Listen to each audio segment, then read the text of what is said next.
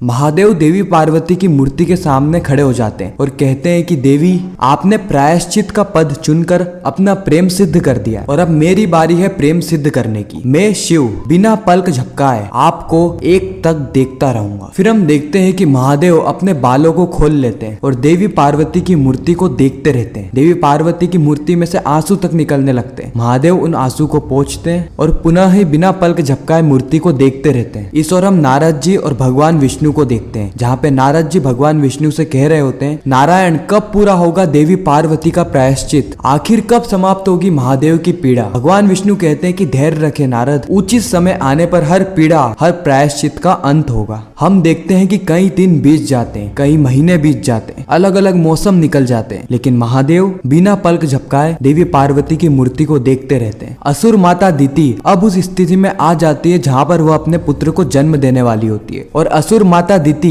यह खबर सबसे पहले शुक्राचार्य को पहुंचाती है। शुक्राचार्य महादेव की शिवलिंग के सामने खड़े होते हैं और कहते हैं कि हर असुर के जन्म पर मैं महादेव आपका यज्ञ करता था, लेकिन शिव शक्ति के अंश के जन्म पर मैं सिर्फ आपकी पूजा करूंगा। और फिर शुक्राचार्य महादेव की पूजा करने लगते हैं। इस ओर हम यह भी देखते हैं कि धरती माँ को भी पुत्र होने ही वाला होता है। वो भी उस स्थिति में आ जाती है जहाँ पर वो एक पुत्र को जन्म देने वाली होती है और यह भी भगवान शिव का ही अंश होने वाला था। धरती माँ के मुख से सिर्फ एक ही चीज निकलती है, ओम नमः शिवाय, ओम नमः शिवाय। इस ओर गजासुर महादेव से विनती करते हैं कि महादेव आप और देवी पार्वती एक हो जाओ, आप दोनों की ही दूरी मुझसे देखी नहीं जाती, मेरी प्रार्थना सुनिए महादेव, मेरी प्रार्थना सुनिए। अब हम देखते हैं कि देवी पार्वती के हाथों में जो जल पात्र था उसके अंदर से जल खत्म हो जाता है। इसका मतलब यह है कि देवी पार्वती का पश्चाताप पूरा हो चुका है और फिर देवी पार्वती अपनी मूरत से वापिस से अपने रूप में आ जाती है। देवी पार्वती को देख के महादेव की आंखों से आंसू निकलने लगते हैं। महादेव देवी पार्वती के आंसू को पोंछते हैं। देवी पार्वती कहती है महादेव से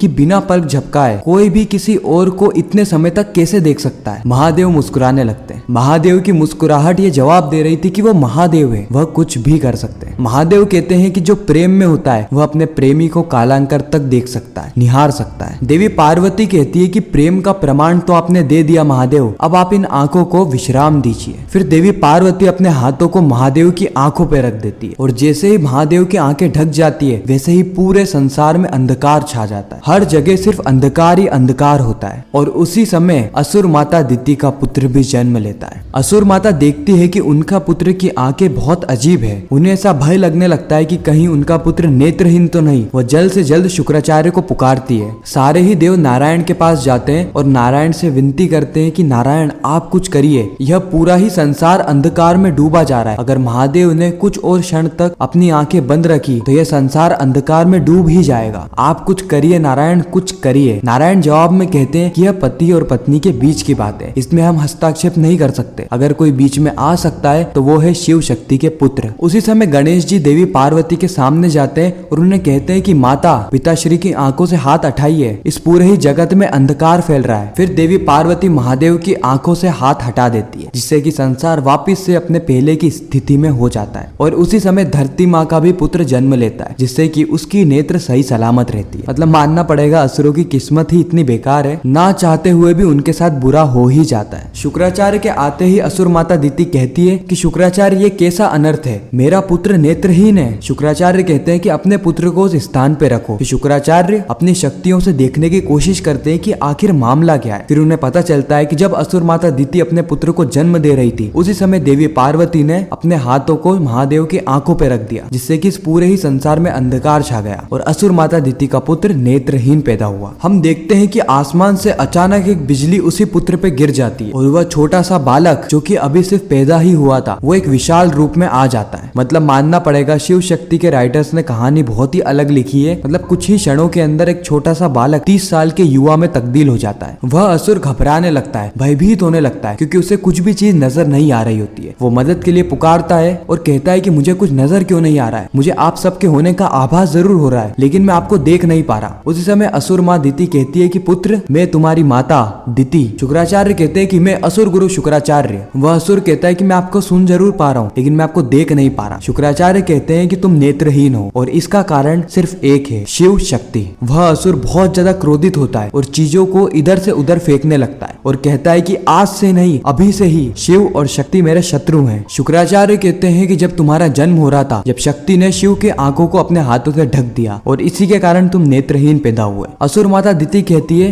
कि चिंता मत करो पुत्र, तुम्हारे अंदर अभी भी कई सारा बल है, भले ही तुम्हारे पास नेत्र नहीं है तो क्या हुआ, इसी के चलते मैं तुम्हारा नाम रखती हूँ अंधकासुर। वह अंधकासुर जो कि संसार में अंधकार को बढ़ावा देगा, वह अंधकासुर जिसकी नेत्र महादेव ने छीनी, वह उनके जीवन से प्रकाश छीन लेगा। और इसी के साथ यह एपिसोड यहीं पर ही खत्म हो जाता है। आपको यह वीडियो कैसी लगी कमेंट सेक्शन में जरूर बताना, और आप शिव शक्ति और मंगल लक्ष्मी के अलावा और कौन से शोज का रिकैप देखना चाहते हो वह भी कमेंट करना। मिलते हैं नेक्स्ट वीडियो में, जब तक के लिए गुड बाय।